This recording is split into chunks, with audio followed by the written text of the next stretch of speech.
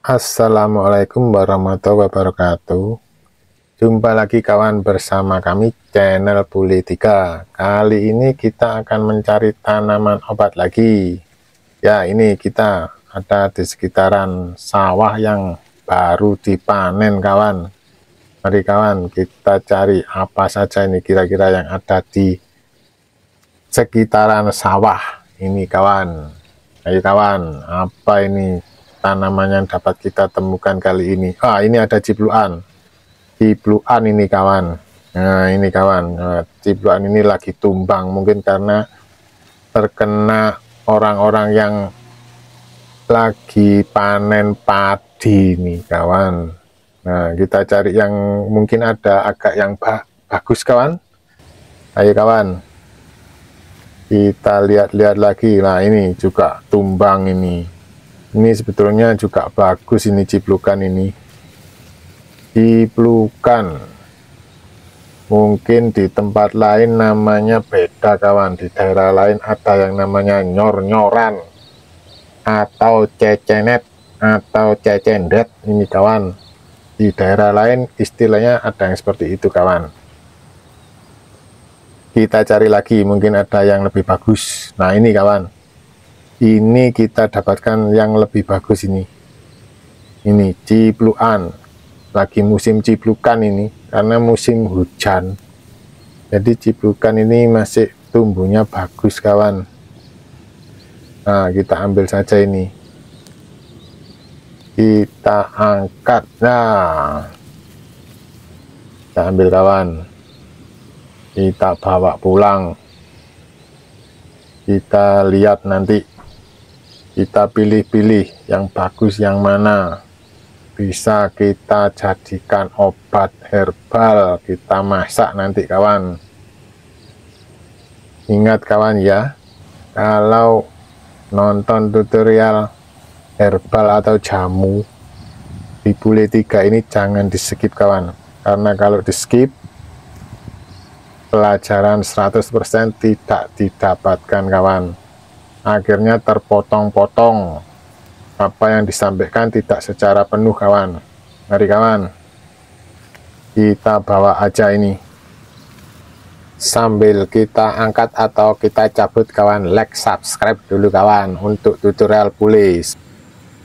Ciplukan, nama latinnya kawan Physalis peruviana, merupakan tumbuhan semak semusim kawan. Ini tempat yang sering ditumbuhi yaitu tanah-tanah kosong yang tidak terlalu becek seperti pinggir selokan, pinggir-pinggir kebun, dan lereng-lereng tebing sungai.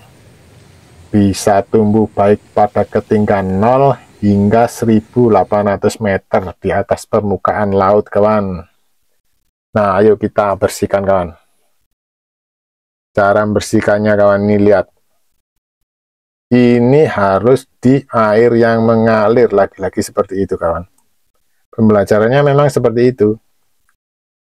Misalnya di pancuran atau pada air sungai yang mengalir. Air sungainya harus bersih ya kawan. Air sungai yang jernih, bukan air sungai yang keruh kotor seperti di kota, itu tidak boleh kawan. Harus yang misalnya di air yang dari sumbernya langsung, dari telaga yang mengalir, pancuran yang membentuk akhirnya jadi sungai, biasanya di air terjun itu kawan. Itu yang tentu saja yang bening kawan ya, yang bersih. Itu baru boleh dipakai untuk membersihkan kalau misalnya di desa. Tapi kalau di kota ya memang tidak menemui kawan. Nah, ini kawan, daun-daunnya, akarnya harus dibersihkan seperti itu kawan. Ini kawan tidak akan menemukan tutorial seperti ini. Paling-paling videonya terpotong-potong. Videonya bagus tapi tidak memberikan pembelajaran yang bagus. Nah, kalau di sini diajarkan kawan. Jadi yang kawan tonton itu tidak akan mengecewakan. Nah, ini kawan. Ini perlunya dipotong supaya bisa masuk ke panci ini nanti kawan. Kalau misalnya tanamannya agak besar, nah kan harus dipotong kawan, nggak bisa masuk panci. Tanaman ini harus ada ukurannya per gramnya kawan. Per gramnya berapa? Ini yang dibutuhkan cuma 9-15 gram saja kawan. Untuk beratnya tanaman dari akar sampai pohonnya semuanya kawan. Satu pohon penuh itu. Nah ini kita gunakan air, ukurannya memakai mangkok. Pakai mangkok ya kawan. Sekitar 3 mangkok. Atau kalau gelasnya agak besar, ukurannya sesuai sama mangkok sekitarannya itu ya bisa dipakai 3 gelas. 3 gelas itu kawan, nanti kira-kira dianggap sesuai matangnya itu menjadi dari 3 gelas atau 3 mangkok tadi menjadi 1 mangkok. Atau kalau gelas menjadi 1 gelas ya kawan, dari 3 gelas itu boleh, seperti itu dosisnya kawan. Lagi-lagi saya ingatkan kawan, kalau mengambil herbal atau tanaman obat itu tidak boleh di atas jam 10 siang kawan, atau kurang dari jam 8 pagi. Terlalu pagi misalnya kawan, itu tidak boleh. Itu memang standarnya seperti itu kawan.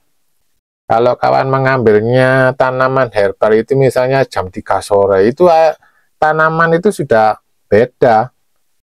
Penyinaran matahari secara penuh itu sudah konsentrasinya sangat tinggi itu pada tanaman obat itu. Jadi perkiraannya itu nutrisinya sudah agak berkurang jauh itu kawan.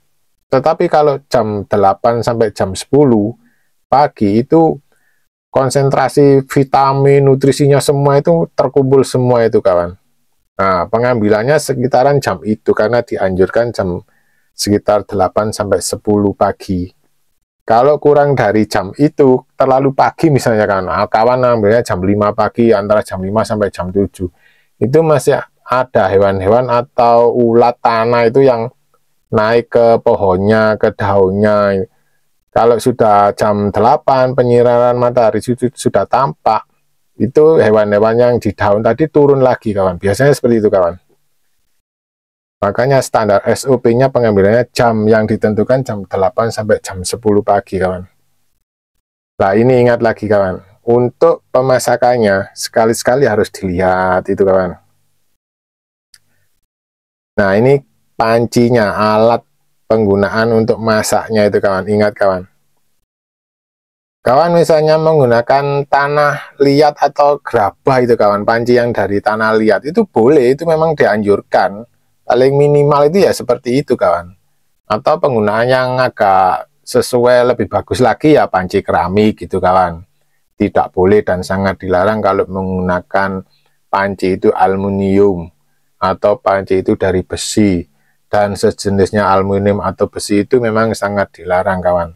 Kalau ada pembelajaran seperti itu ya aneh memang kawan. Ini orangnya tahu atau asal tahu-tahu saja itu. SOP-nya seperti itu kawan.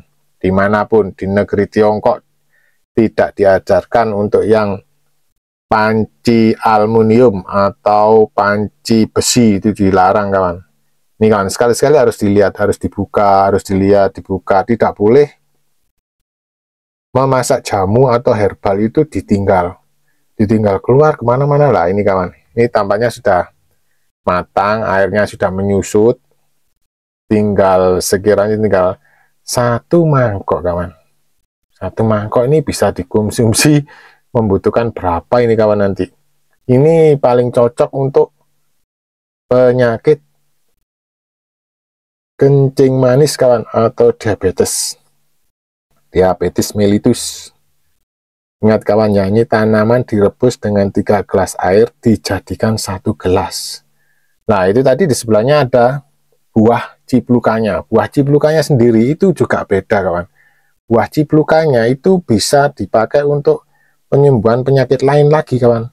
Itu misalnya untuk penyakit ayan, itu buah ciplukan 8 sampai 10 butir dimakan setiap hari kawan. Demikian kawan, selamat mencoba, silakan. Wassalamualaikum warahmatullahi wabarakatuh.